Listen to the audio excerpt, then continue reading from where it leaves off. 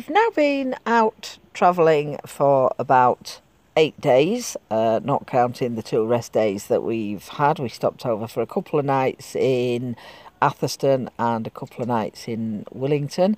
This area was interesting because the area to the left is a firing range apparently, so that always makes life fun. A couple of working boats passed us on this this stretch of the Trent and Mersey. Oh no, I don't think we're on the Trent and Mersey at that point actually. I think this is still the Birmingham and Fazeley. And then we obviously this is the Trent and Mersey. And we're coming along, we're sort of coming in towards Burton-on-Trent now, I think.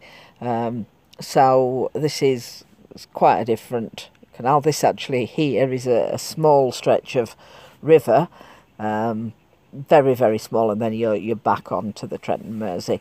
And up until you get to Willington, it's all single locks. This is Barton Marina, where we had to stop for diesel.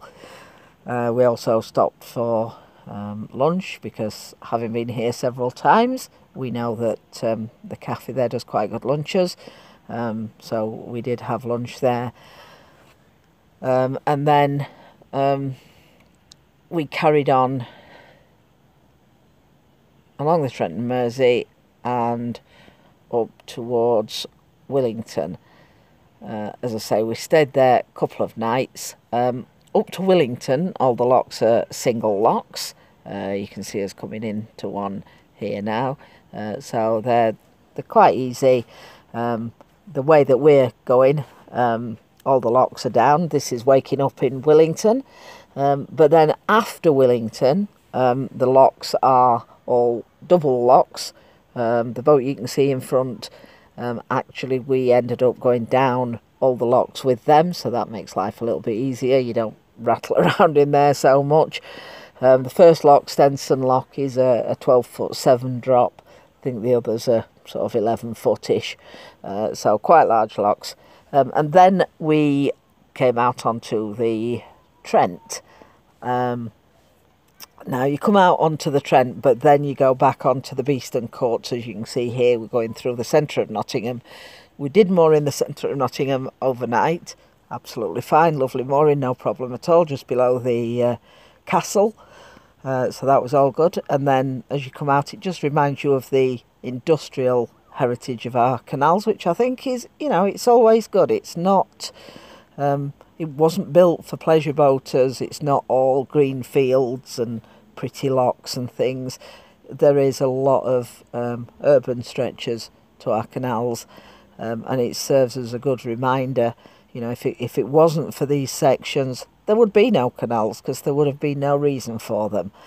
So I don't think we should shy away from visiting these areas because it just serves to show us that they were a vital part of our industrial past, really.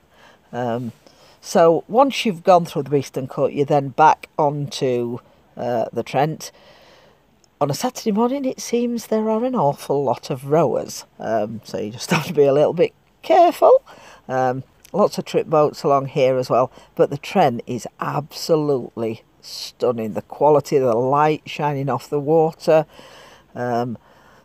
the birds, we saw buzzards, kingfishers, snowy egrets, we saw herons, we saw swans, geese, ducks, moorhens, lots and lots of different birds. And when you go through the locks on the Trent, it's quite easy for the crew really, because all you need to do is ring ahead and they will set the locks for you, and you just go straight through because they're all mechanised. They are all manned. Well, during certain hours they're all manned. So basically you just follow instructions, but you just sort of loop a rope front and back around the sliders that you can see the blue bits down the side. That just holds the boat steady.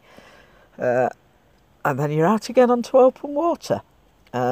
This is the non-tidal section, so, you know, it's all good. But we ended up in a marina because we couldn't find a mooring to see this lovely pair, my daughter and her boyfriend. So I hope you've enjoyed watching this. Please do subscribe. so you can follow the rest of our adventures. And thanks for watching. See you next time.